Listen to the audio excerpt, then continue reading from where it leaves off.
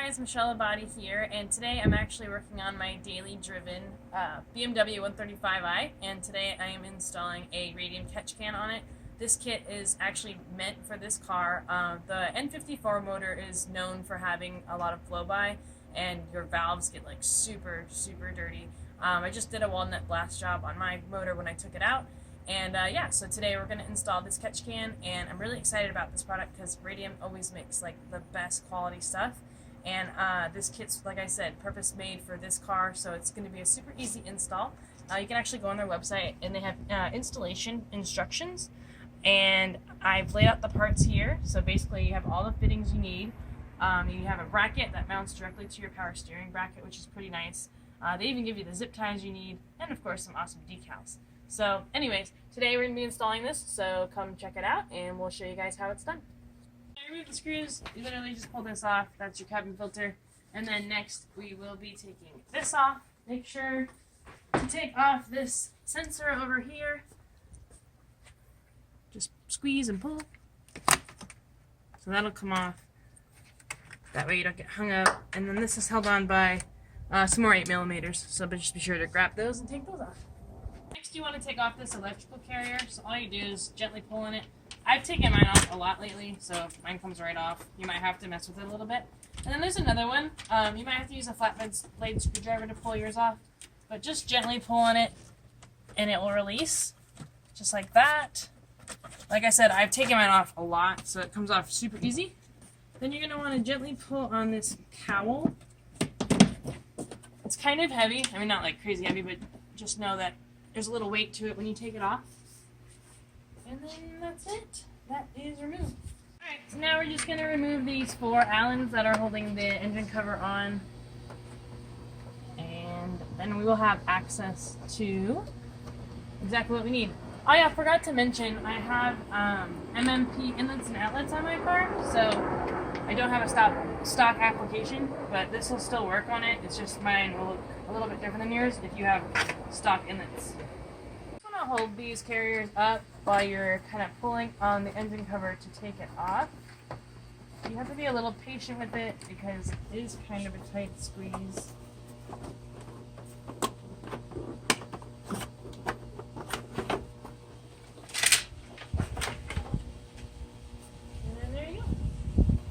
For is this right here. So there is a sensor on it, so you just want to very gently pry on this tab on the side, and then you'll remove this sensor and we'll be ready for the next step.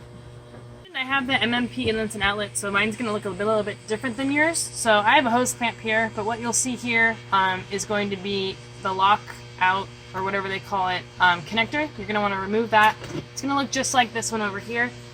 So just take your time when you're removing those, but what we're going to do is we're going to disconnect this here, disconnect this one here, and we're actually going to take this out because it'll be easier to work on.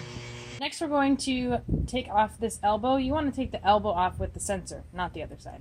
So how we do that is you just very carefully pry on these tabs and you want to pull them outwards.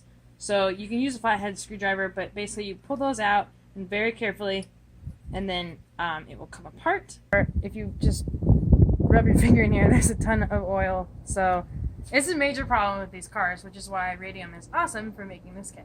Right now what we're doing is we're going to put a catch can in here to actually catch that oil instead of it blowing into your cylinder head and making your valves all dirty and you're losing a bunch of power. So that's the whole point of this mod. But yeah, so now that we've got this off, we will go on to the next step.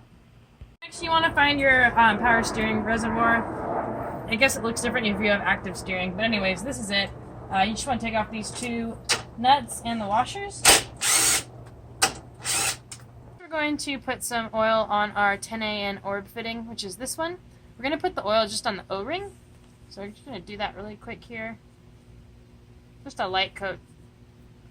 Next, we will install it onto the side port of the catch can, and you're going to want to put it where the O-ring goes into the catch can.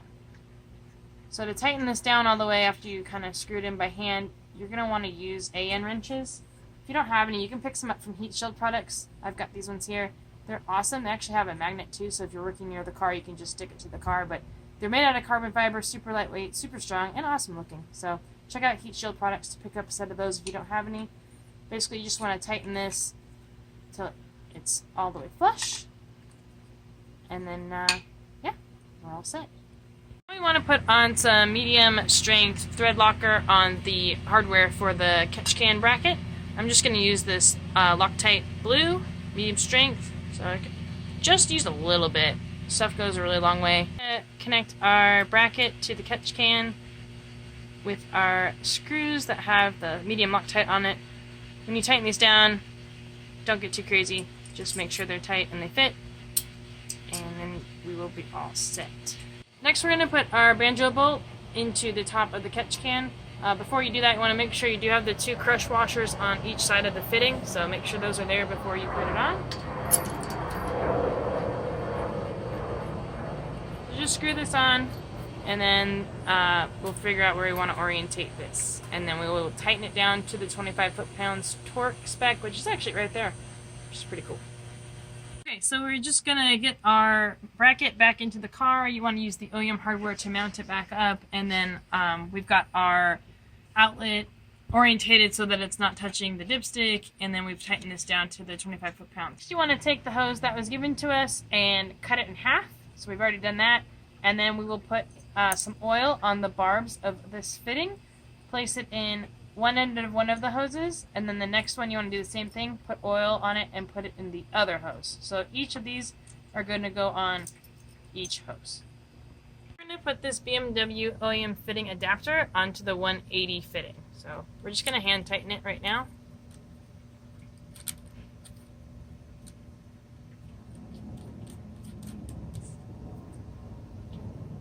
Just like that.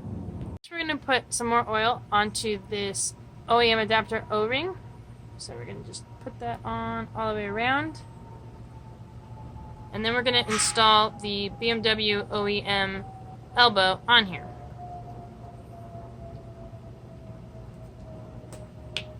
Now you want to take the Radium lock and you want to line up the bolt hole to the threaded one on the fitting. So I'm just going to do that now. You want to make sure that this lip is going to line up with the one on the elbow. So it just snaps in like that, and then you can see it perfectly lines up. You want to use the hardware that they gave you. Install the BMW OEM elbow back into the car. So we're just going to put this back here. And make sure you have the 180 facing the right direction. And very carefully, you can also put some oil we already have on the O-ring so it fits in nicely.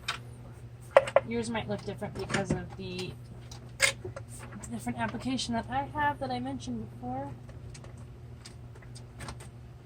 So just like that, and then you want to route your hose back up to the front. We got caught up on this a little bit.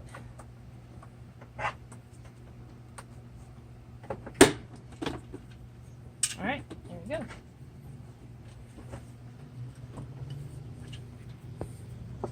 Also, you want to plug your sensor back in carefully. And then we're going to tighten down our clamp because we don't have the OEM fitting. Another hose, we're going to install the OEM adapter fitting onto the other fitting with the barb that we put on here. So we're just going to attach this. And then next, we're going to put a little bit of oil on the O-ring here.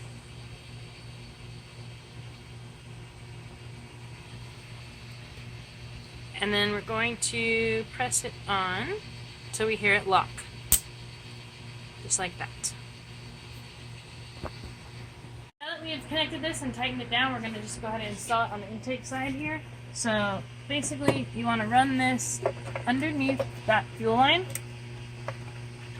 Line it up and just click it in.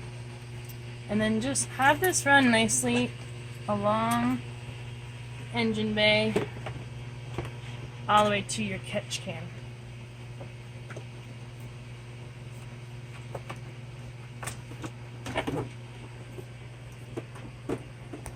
Just hand put these on to the catch can. That way we can get our hoses lined up. What you want to do is you want to take the zip ties that they gave you and just route them over the both 2 lines and secure them together. And I'm going to do this all the way down, and then we will be able to route these hoses where we want them. The top one is from the crankcase.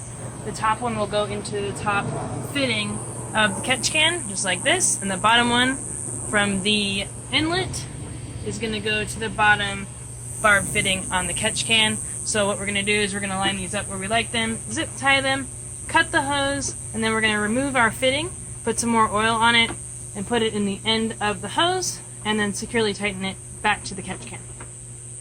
All set. I've got my catch can installed. Like I said, we took these off and oiled the fitting, put the barb fitting in, tightened it down, and zip tied all the way down throughout the whole hose, and we are all connected and good to go. So at this point, the install is complete. Those are the final remaining steps. Is basically put your cowl back on with the 8mm, and then your cabin filter holder thing, and then you're all set. So yeah, that's it. Thanks for watching, and be sure to subscribe to my channel. If you have any questions, let me know, and enjoy your Radium catch can.